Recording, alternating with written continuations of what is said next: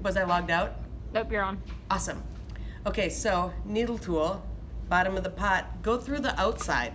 So you get the larger hole on the outside.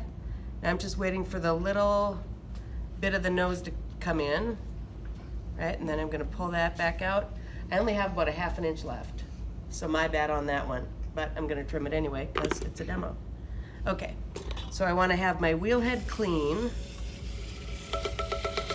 And this is very important and why I am showing it this way, because we do not want wet splash pans when we're trimming, right? So no matter what, get rid of your wet splash pans, because the wet stuff goes in the slop bucket, the dry stuff goes in the reclaim in the clay room. If we mix those up, we mess up our clay. Does that make sense? Okay.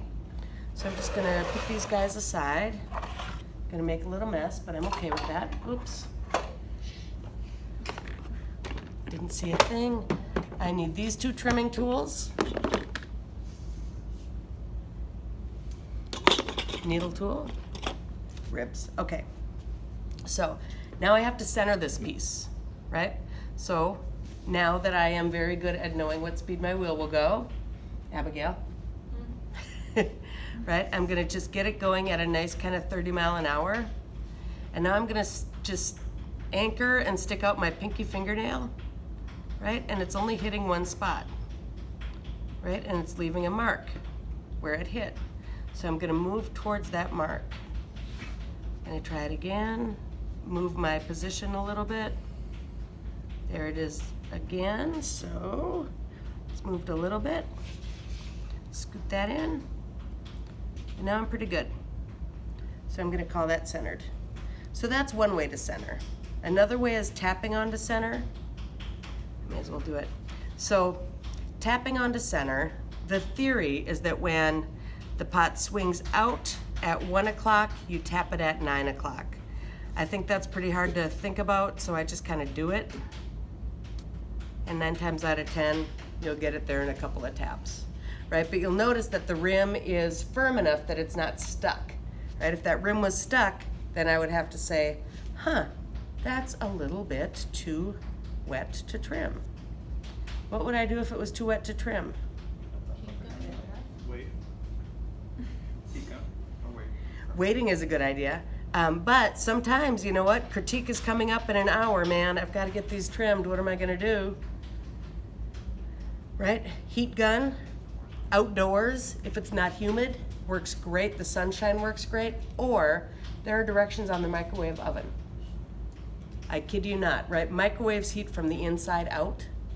So 2 minutes on defrost, which is below 200 degrees, it's 160. You can go 2 minutes on defrost and it will heat from the inside out and will not hurt your pot.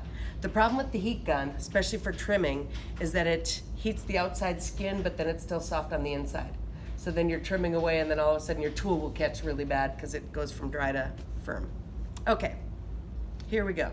So I'm looking at a foot, right? Here's one design, and hopefully you all read, or when you all read Clary, you'll understand that there are different feet for different shapes. This one has a pretty hard-edged rim, so I'm gonna think about that when I'm making my foot.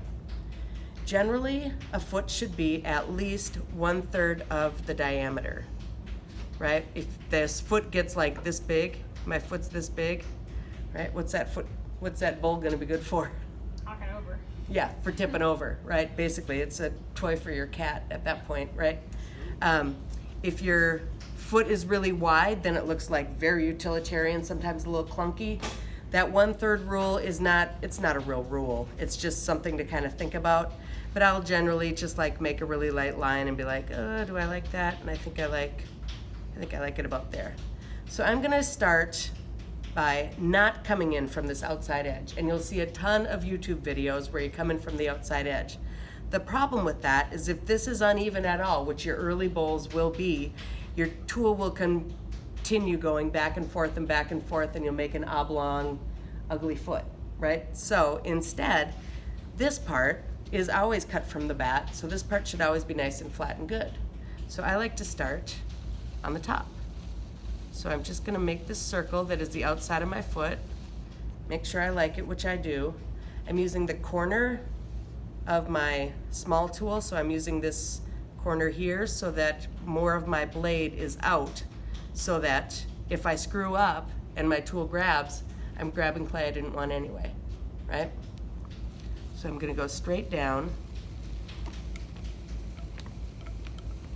And you know, when you see that on YouTube and you see people cutting that, you know, it's absolutely fine, but once you're a good potter, right? But when you're just learning, you're gonna have such wonky feet that it doesn't make any sense to start from that outside. It'll just wonkify them badly. So I'm just taking off this clay and rolling from the inside to the outside. And you'll notice that this is all coming off in these nice little curls that are not sticking to my pot. If they're sticking to your pot, it's too wet. If it makes a noise like that, it's too dry. So this is at a nice leather hard for this.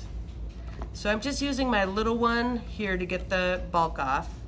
Then I'm gonna use my larger tool to kind of blend it into the body. And I put some little stripes on this bowl.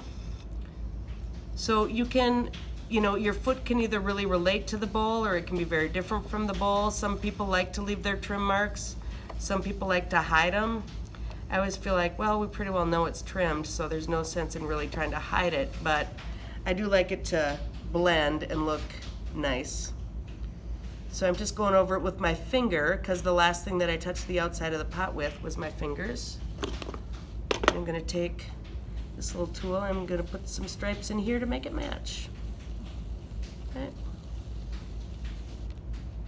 Isn't that cute? All right. So now I'm cutting this foot again to match that rim a little bit.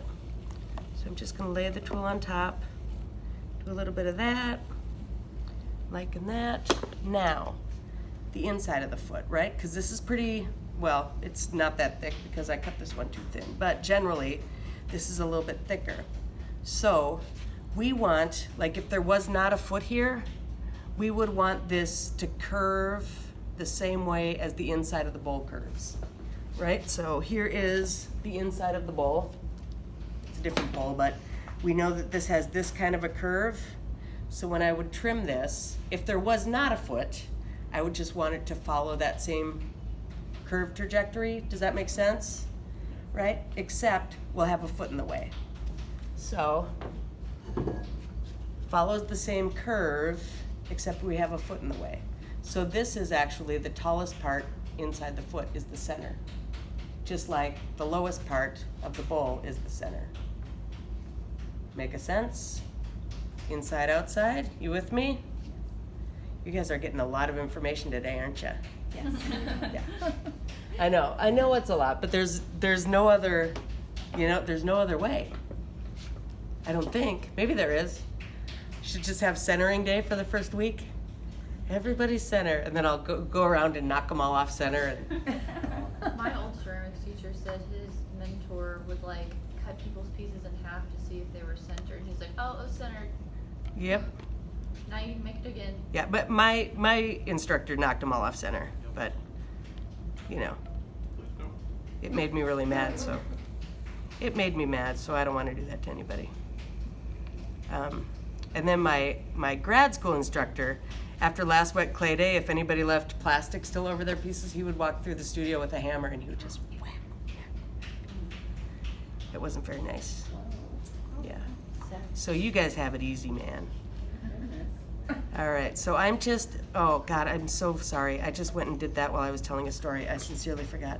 Okay. Okay, so first thing when I'm cutting the inside of the foot is I go using this corner of my tool, right, so that the blade is facing inside. So again, if I catch, I'm gonna take out clay I didn't want anyway, right? So I go straight down here to cut that edge. And what that does too is it kind of makes like a fire break, so that when I start to the center to turn out, the tool will stop because there's no clay there. Right, like when have you guys heard this theory, the fire ditches that they'll dig? Like if there's a wildfire going, they'll dig a ditch because if there's no fuel, the fire will stop. Oh, yeah. Right, so this is basically taking away the fuel for your tool. So you cut that little ring in there, and then when you go from the center to the outside, it stops, so it doesn't grab and pull through your foot. But so, I think that looks pretty cute. I like it. I'm gonna smooth it a little bit. But now I wanna check to make sure I took out enough weight. I might not have. So, I'm gonna grab my needle tool. I'm going to, on the two sides that are away from me, I'm gonna draw a line on the wad. These are called wads, those little clay bobs that you put on there. Can you guys see this? I'm gonna draw a line on the wad and then match that up to a little line on my pot. Not very deep, because I don't want those to stay there. Then I'm gonna pull these two wads and slide the bowl out, right? And I'm gonna check the weight, which feels pretty good. But I think I could take maybe a little bit more off here for the sake of argument. Yep, all right, I'm gonna do that. Right, so feel it's a little bottom heavy. Right, a little bit, not too bad. It feels very light to me, but Right, but can you feel that there's a little Yeah. bit more weight in the bottom? Yeah. It's not bad, but it's enough to bug me a little bit. Right, Sometimes you would like it heavy weighted. then I want the whole thing to be heavy weighted. Yeah, right, because like if it's a mixing bowl and I know I'm gonna be, beating that quick, then I wanna be sure that there's enough weight in the walls of that bowl too, so that my big spoon doesn't knock a crack into that. No, I was just thinking if you live with someone who's really clumsy and knocks that down, Yeah, or weighted. yeah, that's true. But then you want it to survive when they do tip it over. So like something with a delicate little edge and a heavy bottom is gonna be a problem. Do you feel it a little bit? Yeah, if you tip it to the side, you can. Yeah, exactly. So, again though, now you can kind of see what I was thinking about with that foot, so that rim, feet and butts kind of matching is a nice idea. But now, I've got a little bitty line there. Where's my other one? Uh-oh. One there. Oh man, you guys erased my lines, didn't you? You were just picking on me. Nope, I found them. They're there. There and there. So I've got my little lines here, so now I match these back up with the wads, and then I don't have to center it again. How awesome is that, right? Right, so it just snugs right up there. Put my wads back on. You want your wads to be nice and clean, right? So that they don't get gunk all over your pot. And then you snug it up to the rim, but as we know, right, if I push that rim in, it's gonna crack, right? So instead, I push it straight down. So it's good and stuck to the bat, but I don't push into the rim. And then it's centered. Isn't that awesome? God, that was the best thing I figured out ever. Love that trick.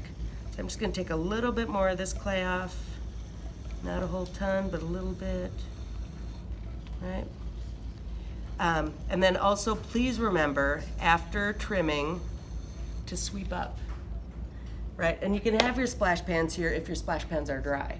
Right? Then no problem with the splash pans. But remember to sweep up. There's a broom and a pan over there, and there's a broom and a pan on the other side of this big tower. And you'll want to be sure and get those tidied up. There we go. Okay, now at this stage, I'm done. So I want to have my handy dandy ballpoint pen. Oh, if it's gone, I'm gonna cry. Of course it's gone. Oh, I've got my little wood stick.